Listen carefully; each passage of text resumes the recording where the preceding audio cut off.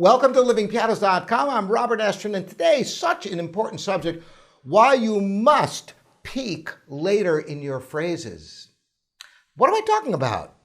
Well, in most lyrical music, that is, music with melody, you have a line that has a rise and a fall. And you may have noticed that oftentimes when you're trying to make those decrescendos to have beautiful phrase endings, it's difficult to control it. I'm going to give you an example here. There's a beautiful little piece of Alexander Tonsman, Vacation is Over, End of Vacation, depends upon how you translate the French. And I'm going to play it. And I'm going to play with a rise and a fall. I'm going to try to make it absolutely even to the top, to the bottom. And listen how difficult it is to control this.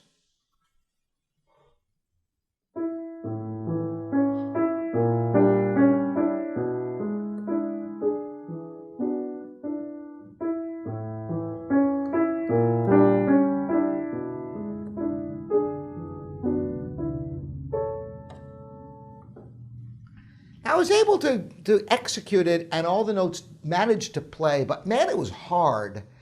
Not only that, by having the peak of the phrase later in the phrase, you'll get a more intense expression. Listen to it, making that crescendo of the phrase almost to the end and then tapering off. And listen to how much more musical it is.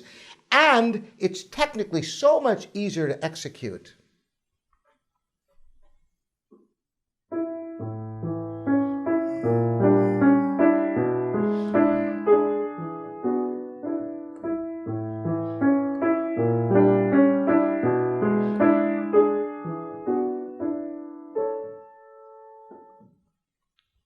Wasn't that more musical? I talk about oftentimes musical solutions to technical problems. And that's exactly what this is. The music and the technical execution are perfect alignment. And this is what you must look for, not only in this aspect, which is fundamental to melodic music, but in all your technical challenges in music. Find musical solutions to your technical problems. I want you to go through your music, all your lyrical music, and it doesn't matter what it is.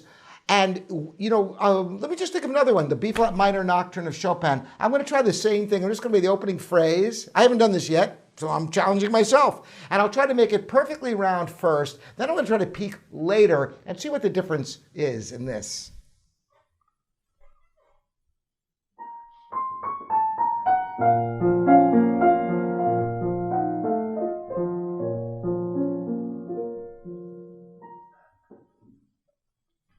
That's really hard to do. Now I'm going to peak later in that opening phrase.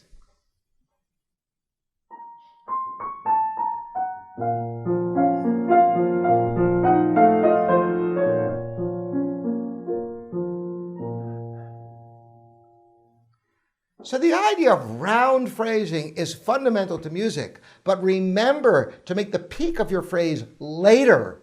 It propels a phrase forward and makes it easier to control the phrase ending till you have a nice, expressive, delicate phrase ending. It's much akin to a wind player or a great singer, how they use the air and they don't run out of air before the end of the phrase. Have you ever heard a singer who just doesn't have enough air support and they get to the end of the phrase and it's just lacking? Or a wind player and the pitch goes flat at the end. You hear a clarinetist or an oboist and they can't quite sustain the end of the phrase.